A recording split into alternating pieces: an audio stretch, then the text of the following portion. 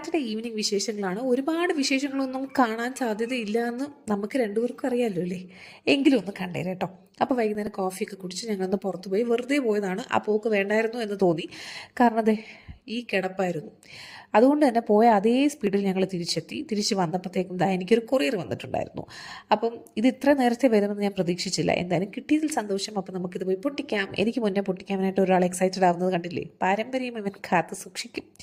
അപ്പോൾ ഇത് ഒറ്റ നോട്ടത്തിൽ നിങ്ങൾക്ക് കാണുമ്പോൾ തോന്നും ഐഫൽ ടവറിൻ്റെ സുവിനിയർ ആണെന്ന്. അല്ല, ഇൻസെയിൻ സ്റ്റിക്ക് ഹോൾഡറാണ്. ഇത് ഇത്രയും നീണ്ട് വാഴക്കൂമ്പ് പോലെ ഇരിക്കുന്നത് ഞാനും വിചാരിച്ചില്ല. ഫോട്ടോയിൽ കണ്ടതിലും വലുതാണ്. എന്തായാലും ഇല്ലോളം നേരത്തെ ആണെങ്കിലും വന്നല്ലോ. അപ്പോൾ അത് കഴിഞ്ഞ് ഡിന്നർ ഉണ്ടാക്കുവാണ്. ഇതാണോ ഡിന്നർ എന്ന് ചോദിച്ചു കഴിഞ്ഞാൽ ദോശയ്ക്ക് മാവില്ല, ചപ്പാത്തിക്ക് കറിയില്ല, എന്തെങ്കിലും കൊടുത്തിട്ട് ഇവനെ ഉറക്കുക എന്നുള്ളത് മാത്രമേ ഉള്ളൂ മനസ്സിലെ ലക്ഷ്യം. എനിക്ക് വിളക്ക് എത്തിക്കാൻ പറ്റാത്തതുകൊണ്ട് ആ കർത്തവ്യം വളരെ ഭംഗിയായിട്ട് നിർവഹിച്ചു എന്നുള്ളത് മാത്രമല്ല, ഫുഡൊക്കെ കൊടുത്ത ശേഷം കൊച്ചിനെ തെക്കിനെ പിടിച്ച് ഉറക്കുകയും ചെയ്തു.